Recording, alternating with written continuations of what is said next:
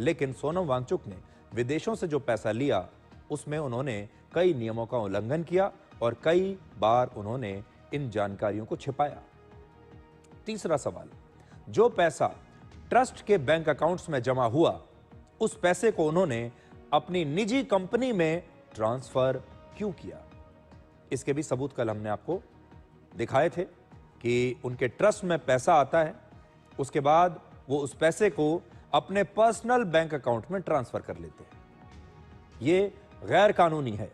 सोनम वांगचुक की गिरफ्तारी को लेकर उनके परिवार का क्या कहना है, अब आपको ये दिखाते हैं ताकि आपको दोनों पक्ष दिखाई भी दें और आप दोनों पक्षों की बात समझ भी पाए। डीआईजी या को मैं रैंक ज़्यादा ध्यान से देख नहीं पाया क्योंकि तो बोल रहे थे वांगचुक का न्यूज़ को आपको पता है क्या हो रहा है। मैंने बोला हाँ, हम नेशनल न्यूज़ देखते रहते हैं, हमें सब पता है। इनफैक्ट सोनम भी ऑलमोस्ट प्रिपेयर था, ऐसा कुछ होने वाला है, तो हमें भी इतना ज़्यादा परेशानी या कुछ ऐसा हुआ नहीं। उन्होंने जो बताया था हमें उनका जवाब दे दिया और सीसीटीवी वगैरह चेक करने को दे दिए थे।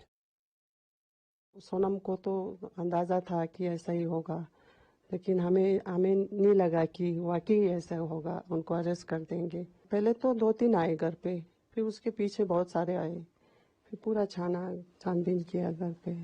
तो हमको बाद में पता चला बहुत बाहर तो बहुत संख्या में बहुत ज़्यादा वो थे, सीआरपी शायद आर्मी थे, पुलिस तो बहुत सारे थे ही, लेकिन बाहर तो पूरे 2-3 बस भरे हुए थे।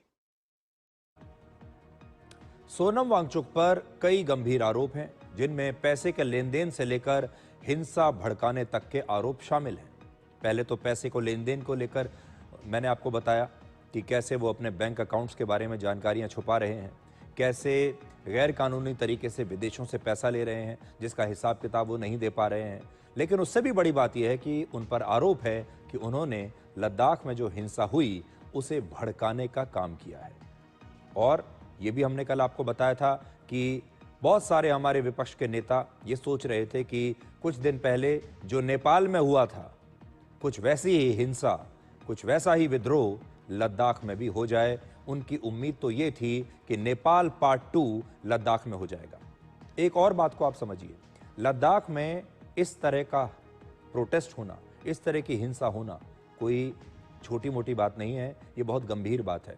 आप जानते हैं लद्दाख हमारी सीमा से लगा हुआ है, आप जानते हैं लद्दाख चीन के कितना करीब है, आप ये भी जानते हैं कि लद्दाख